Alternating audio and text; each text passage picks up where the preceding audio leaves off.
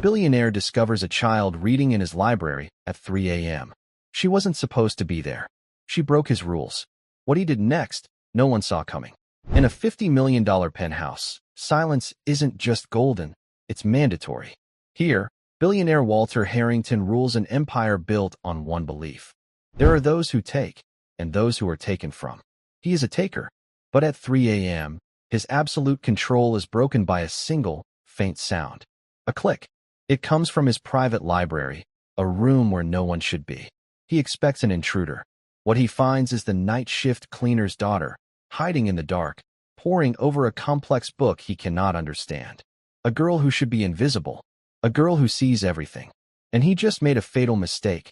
He underestimated her. Before we start, I'd love to know where you're joining from. Let me know in the comments.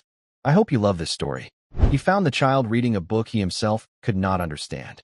Billionaire Walter Harrington demanded absolute silence in his $50 million penthouse, a fortress of glass and steel that hovered over the city. But tonight, at 3 o'clock in the morning, a tiny sound had broken that silence. The sound was a faint click. It was not the sound of a settling pipe. It was not the hum of the climate control. Walter Harrington knew every sound in his home, just as he knew every asset in his vast portfolio. This sound was wrong. He had just returned from a late-night dinner, a celebration of a deal that would add another $100 million to his name. At 58, Walter had built an empire from nothing, or so he told the magazines. He believed the world was divided into two types of people, those who take, and those who are taken from. He was a taker. His tailored suit cost more than most people made in a year. His shoes, handmade in Italy, made no sound on the imported marble floors. He moved from his private elevator toward the grand library. The penthouse was dark, save for the blue-white glow of the city lights far below. Another click. It came from the library. Walter's eyes narrowed. He paid a premium for the best security. No one should be here. His personal staff, his chef, his assistants, they all left by 10 p.m. The only person allowed in the penthouse this late was the night shift cleaner, a woman whose name he had never bothered to learn. He entered the library. The room was massive, lined with thousands of books he had never read. They were for appearances. And there, in the far corner, he saw it. A small, bobbing light, like a firefly. It was hidden behind the large globe he kept by the window. Walter moved silently, his irritation growing. Was the cleaner stealing from him? He rounded the globe, his sharp voice cutting through the dark. What in God's name are you doing? The light snapped off. For a moment, there was only the sound of breathing. Then, the person spoke. I'm sorry, sir. I didn't hear you come in. It was a small voice. A child's voice. Walter flipped the main light switch. The room flooded with harsh, bright light.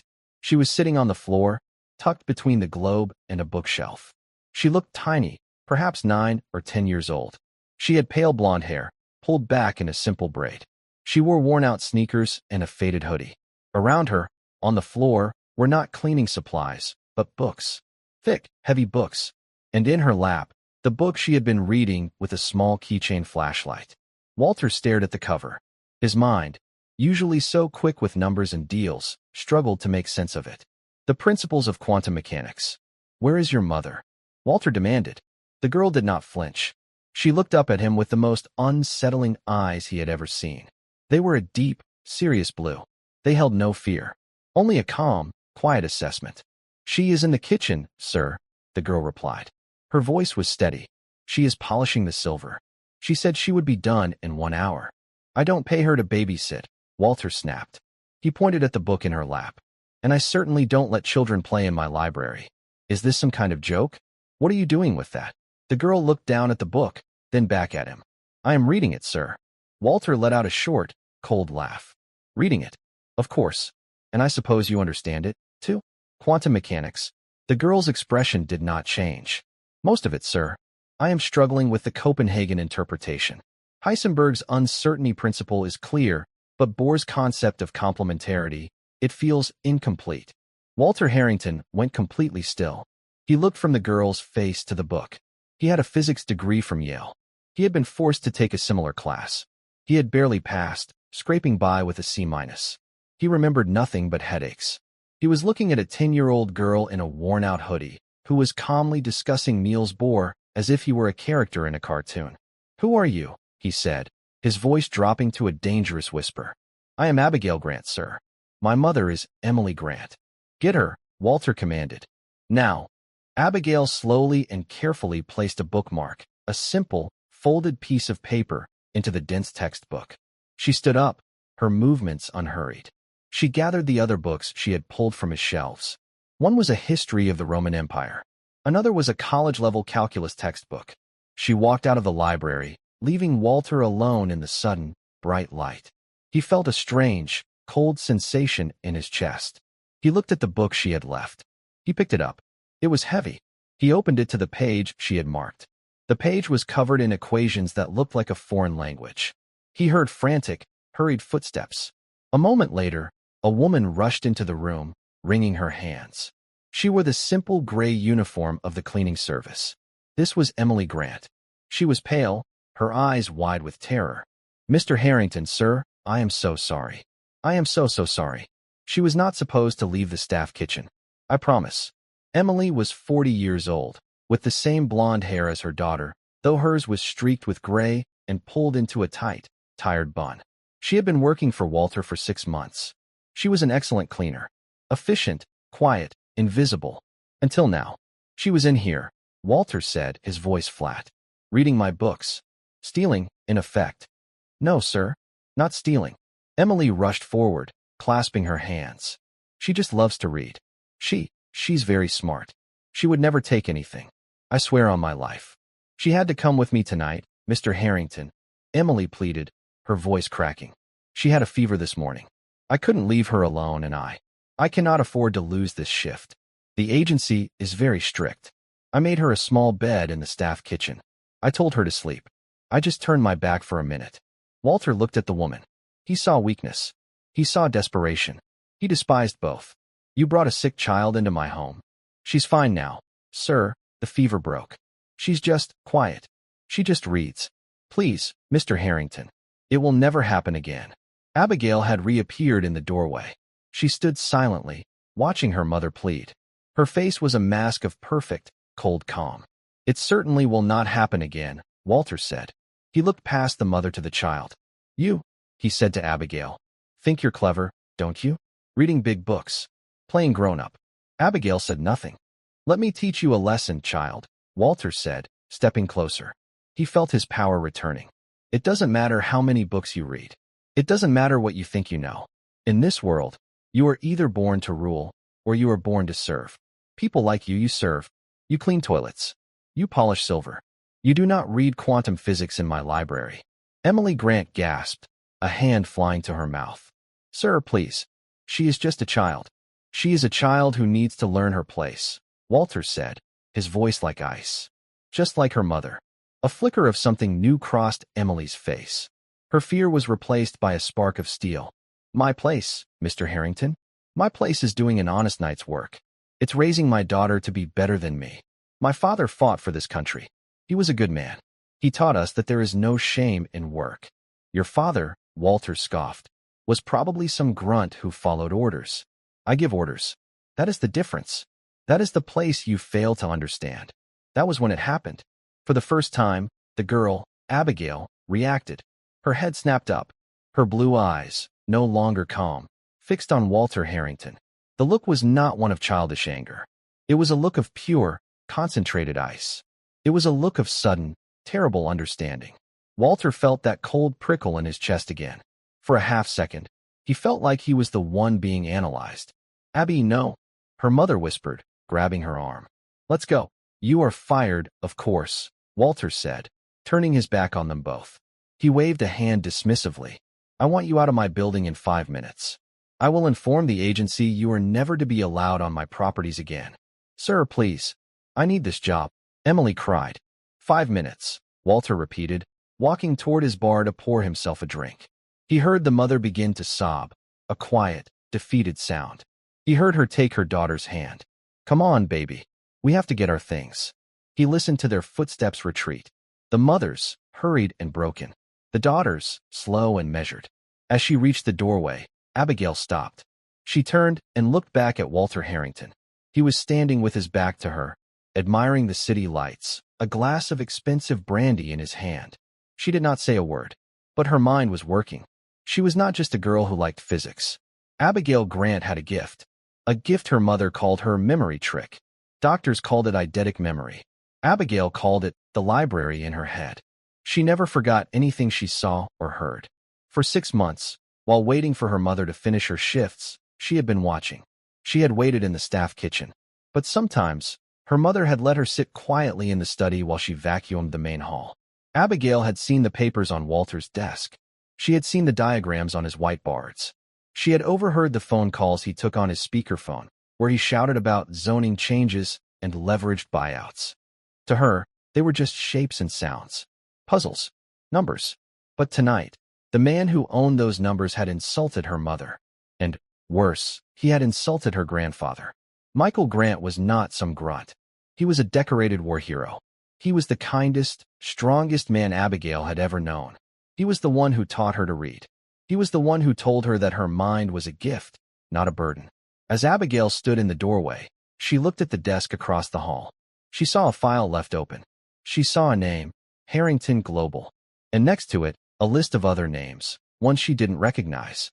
Apex Holdings, Clearwater Investments, Project Nightingale.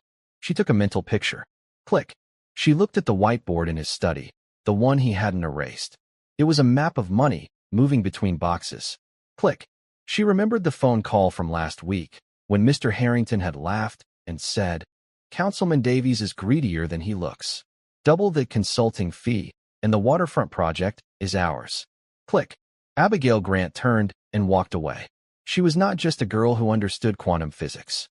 She was a girl who now had a reason to understand Walter Harrington. And he had just made the biggest mistake of his life. Walter Harrington watched the elevator doors slide shut. He heard the faint sound of Emily Grant sobbing on the other side. Incompetence, he muttered to himself. He took a long sip of his brandy. The liquid was smooth and fiery, costing $2,000 a bottle. It usually calmed him. Tonight, it did not. He walked back into the library. He looked at the chair where the small, blonde girl had been sitting. He saw the book she had left on the floor, The Principles of Quantum Mechanics. He nudged it with his expensive shoe. Heisenberg, he scoffed. Bore? Ridiculous. He felt a sudden, sharp spike of irritation. It was not anger at the child. It was the faint, nagging feeling that he was the one who had been looked down on. That calm, blue-eyed stare. It had not been fearful. It had been analytical, as if he were the specimen under a microscope. A 10-year-old, he said aloud, his voice echoing in the empty room. He grabbed the book and shoved it violently back onto the shelf. He did not care that he put it in the wrong place. He was Walter Harrington. He did not make mistakes. He crushed them. He finished his drink, put the woman and her strange child out of his mind, and went to his study. He had a deal to close. The waterfront project was moving forward.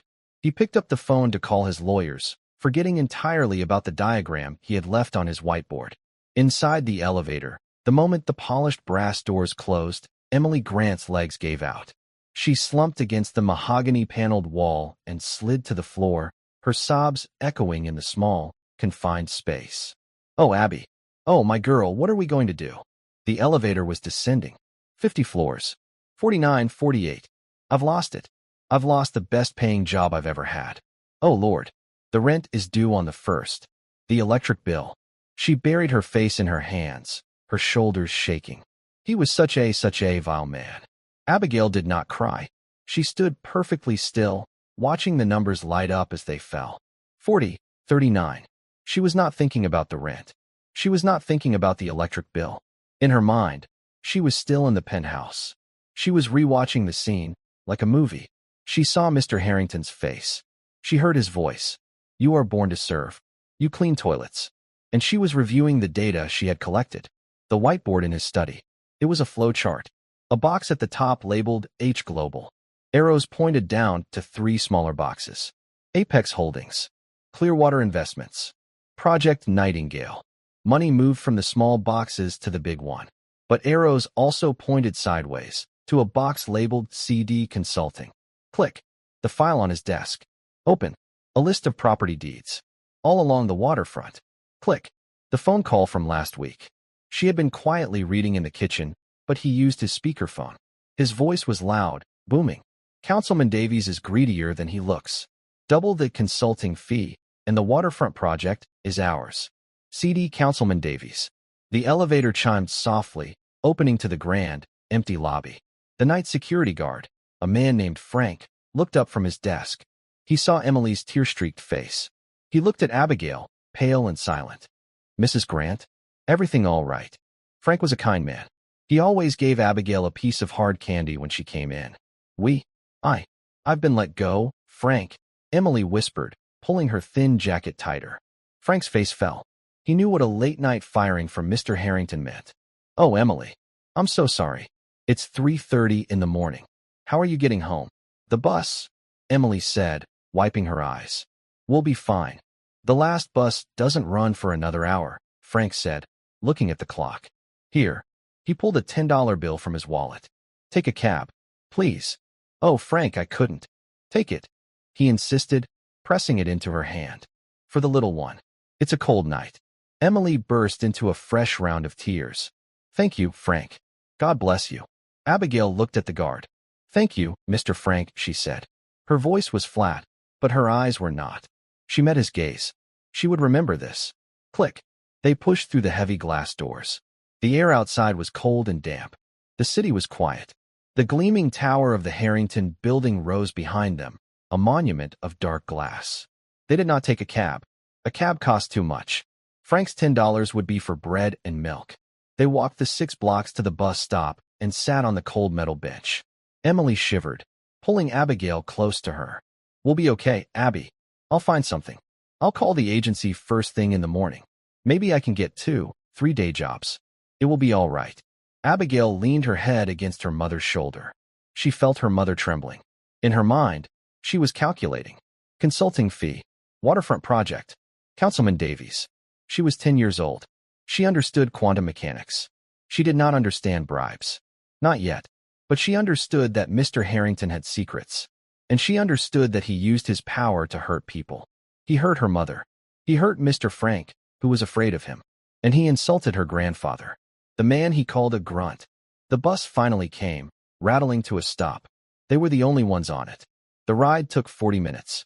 They moved from the clean, wide streets of downtown to the narrow, cracked streets of their neighborhood. They got off and walked 2 blocks to their apartment building. It was an old, 3-story brick building. The paint was peeling. They climbed the stairs to the second-floor apartment. Emily's hand shook as she put the key in the lock. She opened the door. The apartment was small, but it was spotless. A worn-out sofa, a small television, a smell of coffee and old books. A light was on in the kitchen. Emily? Abby, is that you? A man's voice, warm but tired. An older man walked out of the kitchen. He was tall, but he leaned heavily on a wooden cane. He wore simple pajamas and a faded blue bathrobe. This was Michael Grant. He was 72 years old.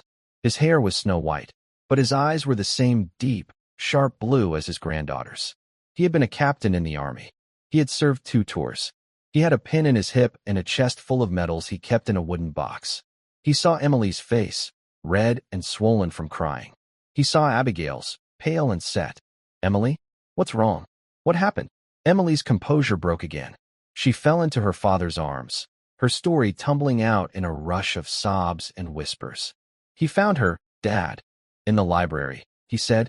He said such awful things. He called her. He called me, and he fired me. He fired me, Dad. I don't know what to do. Michael Grant held his daughter.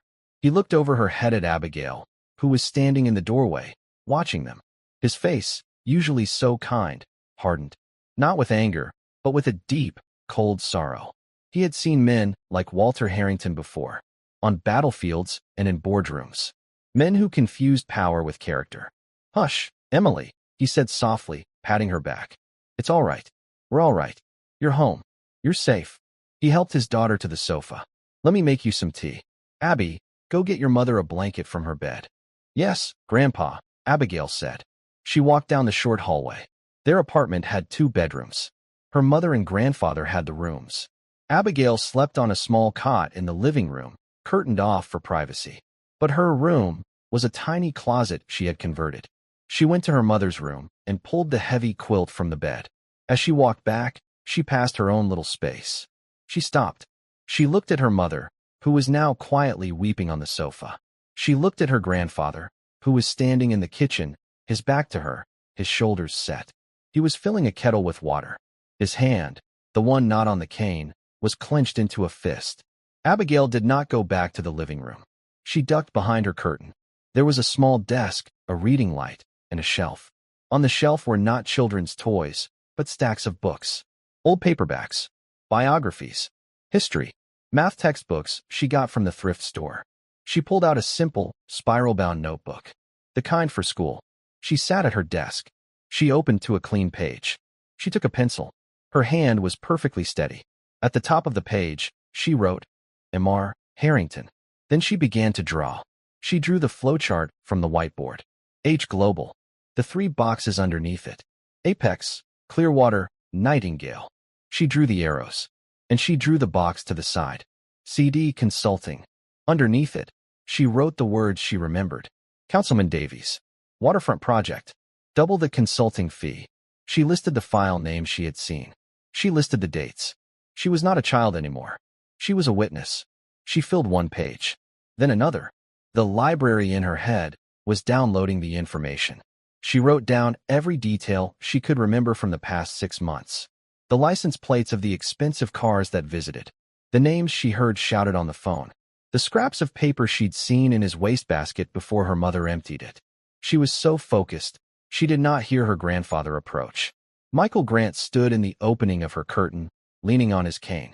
He had brought her a small glass of milk. He stopped. He looked at the notebook. He saw the diagrams. He saw the names. He was a veteran. He was trained in strategy. He knew what he was looking at. It was not a child's drawing. It was a map. Abigail, he said, his voice very quiet. Abigail jumped, her hand flying to cover the page. It's just me, sweetheart, Michael said gently. He sat on the edge of her cot. It creaked under his weight. He looked at her, his blue eyes searching her face. Your mother told me what he said. About me. Abigail's lower lip trembled. This was the first sign of the child. He said you were a grunt. He said people like us serve. He said it like we were dirt. He is a fool, Abby, Michael said. A man's worth is not in his bank account. It is in his word. In his honor. That man has no honor. He pointed to the notebook. What is this, my girl? Abigail hesitated. Only her grandfather knew about her memory trick. He was the one who helped her manage it. He was the one who told her it was a gift from God. It's his secrets, Grandpa, she whispered. He's a bad man. He hurt Mom. He said you followed orders. But he's the one doing bad things. I think he's a criminal. Michael Grant looked at the page again. He read the name, Councilman Davies. His blood ran cold. Davies. He knew that name. Everyone in the city knew that name. A politician who always seemed to vote in favor of rich developers, while neighborhoods like theirs crumbled. And Project Nightingale. Michael had read about that in the paper. A charity, Harrington Global, was supposedly funding a new hospital wing. Michael had thought it was a good thing. But here it was, linked to Apex Holdings. Linked to CD Consulting. Michael understood. It was not a charity. It was a way to move money. To wash it. He looked at his 10-year-old granddaughter. She had, in one night, uncovered what investigative journalists had been trying to prove for years. Abby, he said, his voice heavy. He placed his large, worn hand over hers. This is very dangerous. You understand that, don't you? He's a bully, Abigail said, her voice small but hard. You taught me to stand up to bullies. I did, Michael said. But this is a different kind of bully. This is a man who can crush people without ever touching them. He looked at Emily, asleep on the sofa, exhausted from crying. He just crushed your mother. I want to crush him, Abigail said. Michael looked at her, startled by the cold fury in her voice. He saw himself in her. He saw that same iron will. Justice is not about crushing people, Abby, he said. It's about balance. It's about making things right. He tapped the notebook. This is just information. It is not proof. Not yet. A child's memory is not enough to stop a man like that. Then we get proof, Abigail said. Michael sighed. He looked around the small, poor apartment. He looked at his brilliant granddaughter. Walter Harrington had made a terrible mistake. He had not just insulted a cleaner. He had not just insulted a veteran. He had given them a reason to fight back. First, Michael said, closing the notebook. We need to survive. Your mother needs a job. We need to pay the rent. We cannot fight a war if we cannot eat. And then, Abigail asked. Michael looked at the notebook, his eyes narrowing. And then, we find someone who knows how to read your map. The next morning, the small apartment was filled with the smell of old coffee and the quiet sound of the television news. Emily Grant was already dressed, her face scrubbed clean, her hair pulled back. She had ironed her best blouse. "I'll call the agency first thing," she said, her voice strained with false optimism. "Mrs. Gable likes me. She'll find me a new placement. Maybe a day shift, so I can be home when you get back from school, Abby." Abigail, sitting at the kitchen table, did not look up from her math homework. She was already working on the 8th grade curriculum. "Yes, Mom." Michael sipped his coffee. He watched his daughter. He knew what was coming. He had seen this kind of power play in the military. A powerful man like Harrington didn't just fire someone. He made an example of them. Emily dialed the number. She stepped into her bedroom for privacy, but the apartment was small. They heard everything. "Mrs. Gable?" "Hello, it's Emily Grant." Her voice was polite, hopeful. There was a long silence. I see," Emily said. Her voice was smaller now. "Mrs. Gable, I promise, it was a misunderstanding. My daughter, she wandered. She didn't take anything. Another silence. Longer this time. What do you mean? Terminated from the roster." Emily's voice cracked. "I've been with you for 3 years. I have never had a single complaint. Not one." Michael closed his eyes. Abigail's pencil stopped moving. "Because of one client?" Emily was crying now. "But Mr. Harrington, that's not fair. I have a child to feed. Please, Mrs. Gable. Please, just don't do this."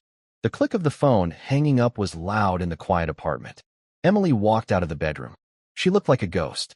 She stared at her father, her eyes wide with a terror that went beyond tears. "He didn't just fire me," she whispered. "He blacklisted me. The agency, they terminated my contract. Severe client complaint. Breach of trust. He ruined me, Dad." She slid into a chair at the table, her hands flat on the surface. "He ruined me."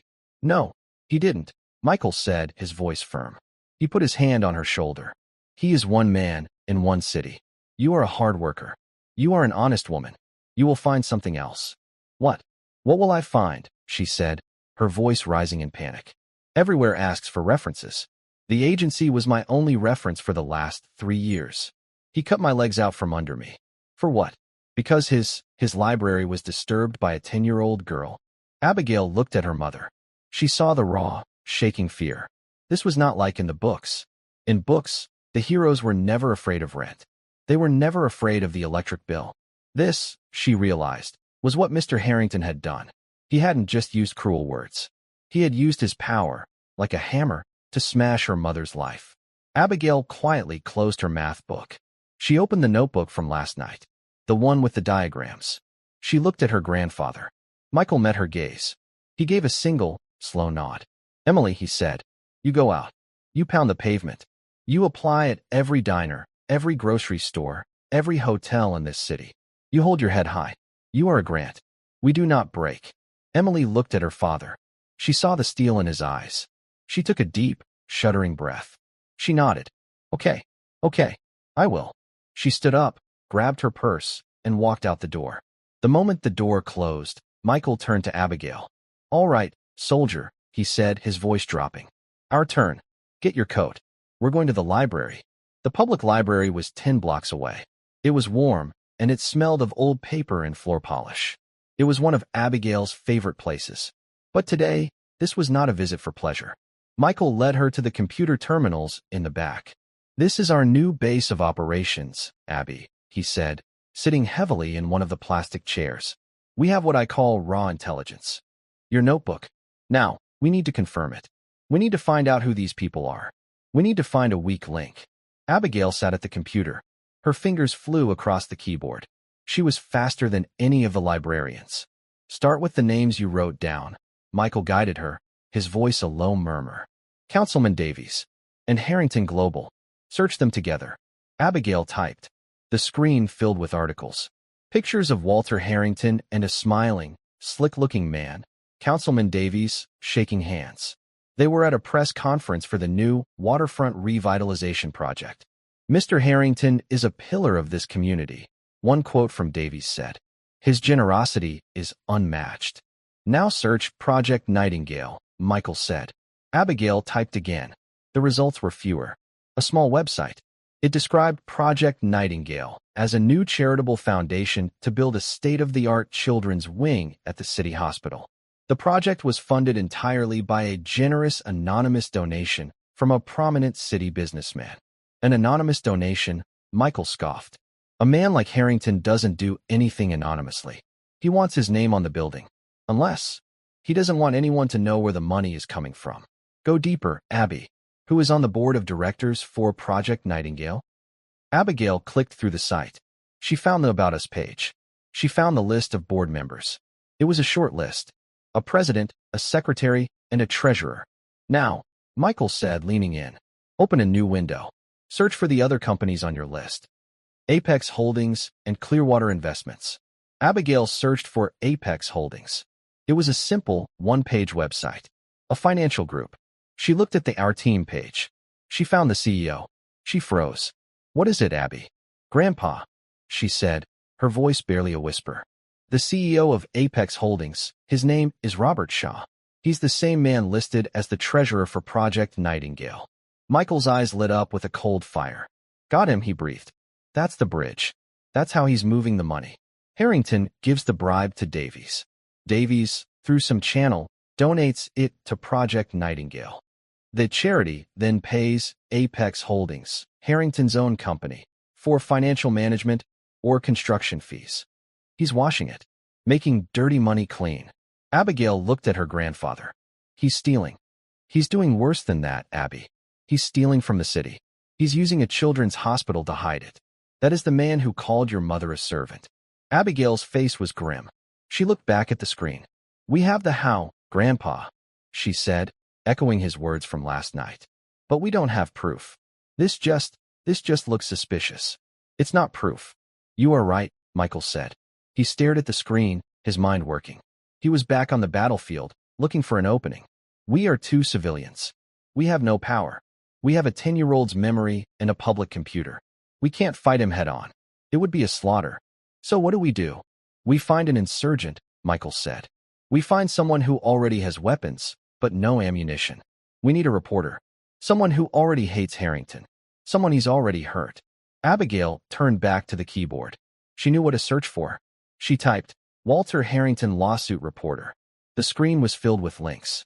Harrington, it seemed, sued reporters often. But one name kept appearing.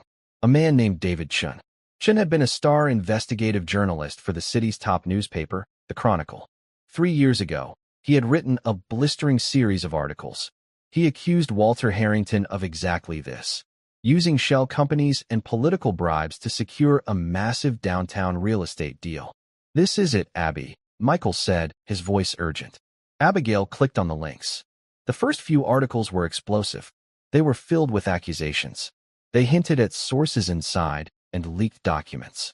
Then, the article stopped. The last link was from 2.5 years ago. It was a small, 2-paragraph item on an inner page of the paper. Retraction, the headline said. The Chronicle formally apologized to Mr. Walter Harrington for its unsubstantiated reporting by David Chun. Mr. Chun was no longer employed by the newspaper. He crushed him, Abigail said. Just like he's trying to crush your mother, Michael said. Harrington sued him. He bled him dry. He destroyed his career.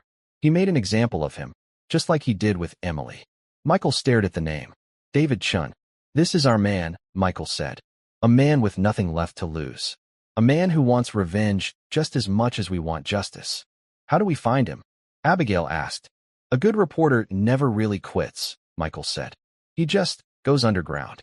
It took another hour. They found him. David Chun was not at the Chronicle anymore. He was not at any paper. He ran a small, independent blog. It looked old. It was just text. He posted about city council meetings, zoning laws, and budget reports. Nobody read it. His headquarters was listed as a P.O. box. But at the very bottom of the page, there was a contact link and a phone number. Michael wrote it down on a scrap of paper. That night, the apartment was dark, except for the dim light over the stove. Emily had returned, her feet aching, her face a mask of defeat. She had handed out 12 resumes. She had filled out 8 applications. Not one person had called her back. She had eaten a small bowl of soup and fallen asleep on the sofa, still in her clothes. Michael sat at the kitchen table. The only sound was the hum of the old refrigerator. He looked at the scrap of paper with the phone number. He looked at Abigail, who was sitting across from him, her notebook open. "Abigail," Michael said, his voice so quiet it was almost a whisper. "You need to understand what we're doing. This is the point of no return. Once I make this call, we are in the fight. It will be dangerous. This man, Harrington, he won't just fire us. He will try to destroy us. All of us. Your mother, too." Abigail looked at her mother, asleep on the sofa. She looked at the past due notice for the electric bill, which Emily had left on the table. "He is already destroying us, Grandpa," Abigail said. Michael looked at her, and his heart ached with a terrible mix of pride and fear. She was his blood. She was a soldier. "You're right," he said. He picked up the old kitchen phone. He took a deep, steadying breath. His fingers, calloused from his cane, slowly dialed the number. It rang once, twice, 3 times. A man answered. His voice was rough, tired, and full of suspicion. "Yeah. Mr. Chun," Michael said. "Mr. David Chun? Who's asking?" "My name is Michael Grant. You don't know me, sir, but I believe we have a mutual acquaintance." There was a silence on the other end. "I'm not a reporter anymore, old man. I don't know what you're selling, but I'm not buying." "I am not selling anything, Mr. Chun," Michael said, his voice hard as iron. "I am offering you something. I'm offering you the man who ruined your life." Another long, heavy silence. "Walter Harrington," Michael said. Abigail watched her grandfather. He was sitting straighter. He was no longer just an old man with a cane. "I'm listening," David Chun said. There was a long, pressurized silence on the phone line. David Chun was breathing, but not speaking. "Mr. Chun," Michael said, "how do I know you're not one of his? How do I know this isn't some trap to sue me again? I've got nothing left for him to take, but I'm sure his lawyers could find something." "You don't know me," Michael said, his voice steady. "But you know him. You know how he operates. You wrote 3 articles about his shell companies. You were right. You just didn't have the final piece. We have it." "Who is we?" Chen asked, his voice sharp with suspicion. "My family. People he hurt because he could. People he underestimated. He hurt a lot of people, Mr. Grant. You're not special. But we're the only ones who have been inside his penthouse for the last 6 months," Michael said. Another silence. This one was different. It was the sound of a hunter's ears perking up. "Where?" Chen finally said. "Tomorrow. 4 o'clock. The City Public Library. The main branch on 5th. History section, 2nd floor. European Theater." "That's very specific." "I am a veteran," Michael said simply. "I like history. I'll be the one with a cane, reading about the Battle of the Bulge. You'll know me. And how will I know you're alone?" "You won't," Michael said. "You'll just have to trust that the man who ruined your life is worth the risk. We'll be there for 20 minutes. If you're not there, we'll find another way." Michael Grant hung up the phone. He did not wait for a reply. He looked at Abigail. Her face was pale in the dim kitchen light, but her eyes were bright. "Now, we prepare," Michael said. "Go to your room. Write it all down. Everything you remember. Names, dates, times. Every number. Do not write your opinions. Do not write what you think. Write what you know. Facts. Like a soldier's after-action report." "Yes, Grandpa," Abigail said.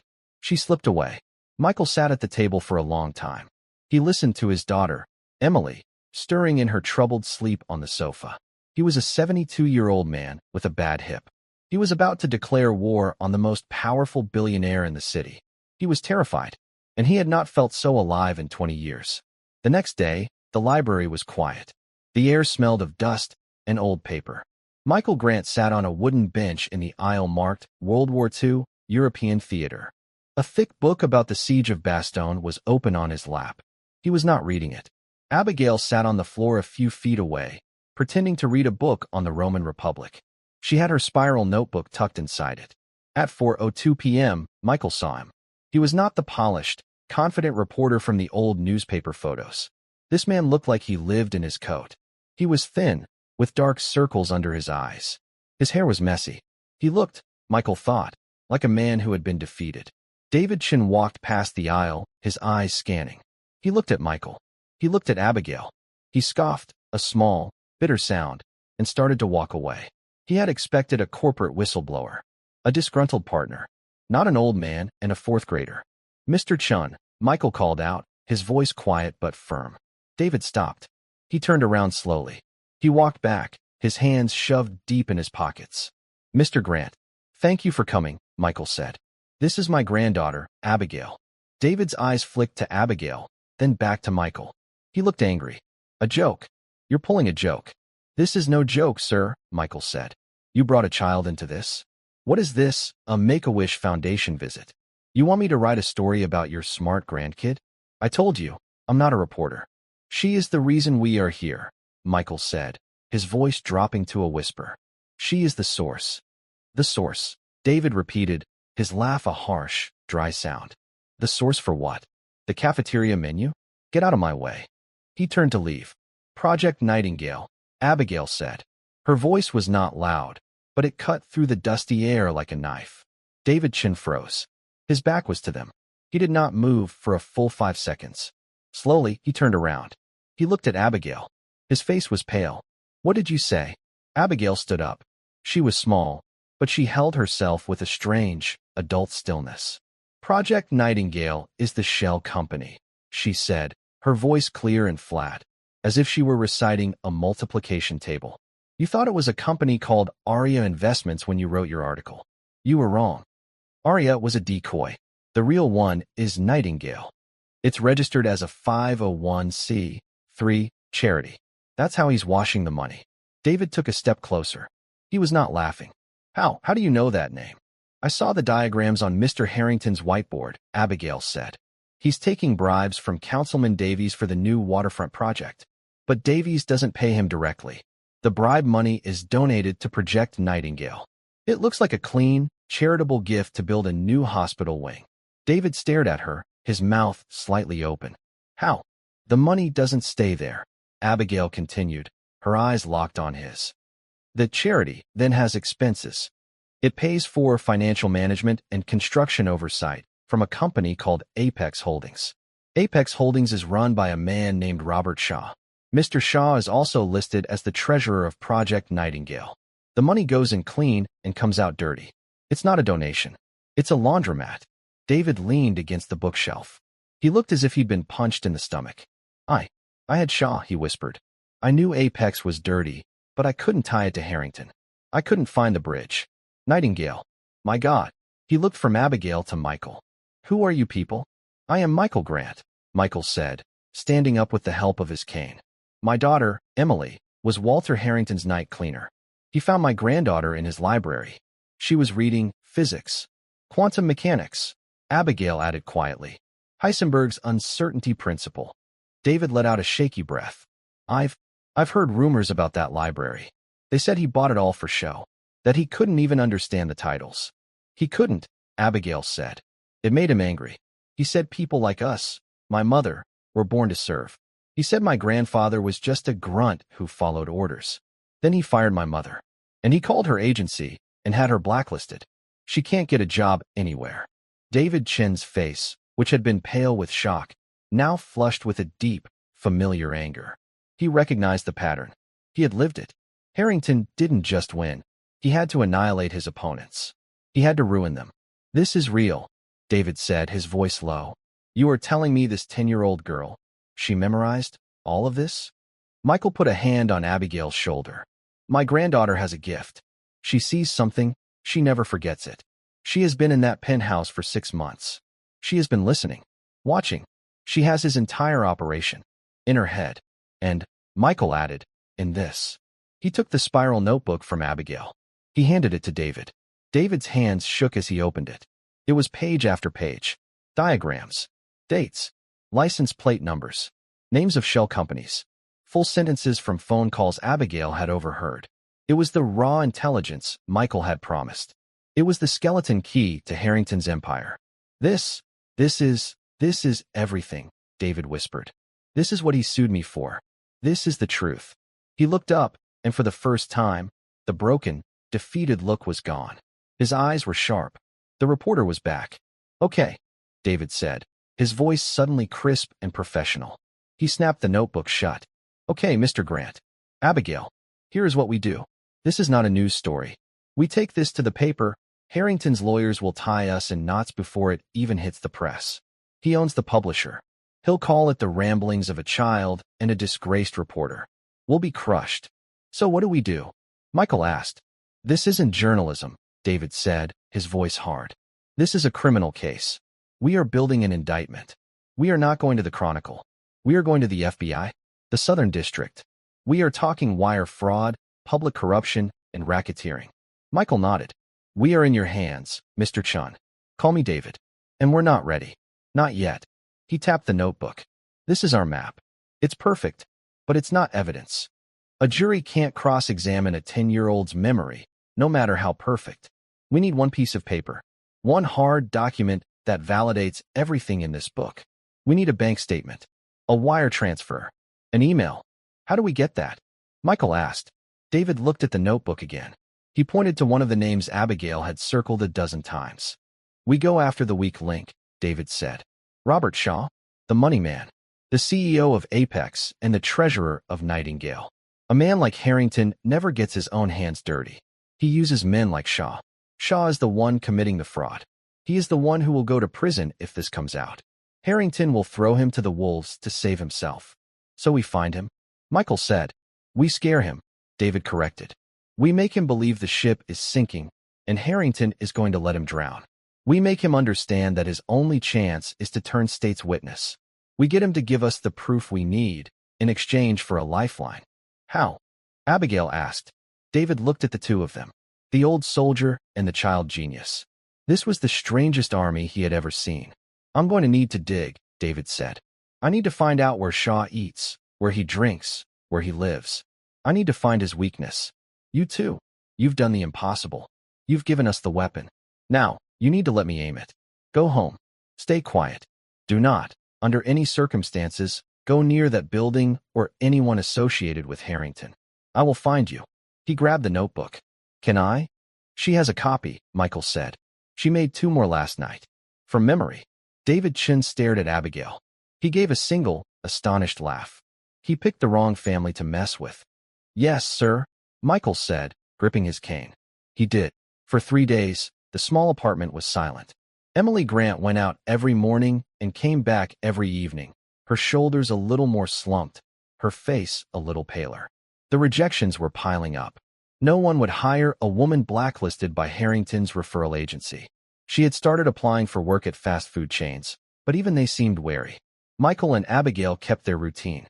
They went to the public library. They read. They waited. Abigail could see the toll it was taking. Her grandfather's face was etched with worry. He was spending hours on the phone with the Veterans Affairs office, trying to see if he could get an advance on his small pension. He was checking the pantry, counting cans of beans. They were running out of time. They were running out of food. On the 4th night, the phone rang. It was almost 11 p.m. Emily was asleep, exhausted. Michael picked it up. Grant residence. It's me. David Chin's voice was a low, urgent rasp. I've got him. Michael was instantly awake. He motioned for Abigail, who came to his side. What did you find? Michael asked. Shaw. He's not just a criminal. He's a desperate man, David said, speaking quickly. I followed him. He doesn't go to fancy bars. He doesn't have a mistress. He goes to one place. The city hospital. The real one. Not the Nightingale wing. Why? His son. 9 years old. Leukemia. He's been there for 6 months. The treatment, it's experimental. It's astronomically expensive. Harrington isn't just paying Shaw. He's using him. Shaw is trapped. He's been cooking the books for Harrington for 5 years, and I'd bet my life Harrington is holding the medical bills over his head. My God, Michael whispered. He's using a fake children's hospital to hide his bribes, and he's blackmailing a man whose child is actually sick. It's the perfect leverage, David said. And it's our weak point.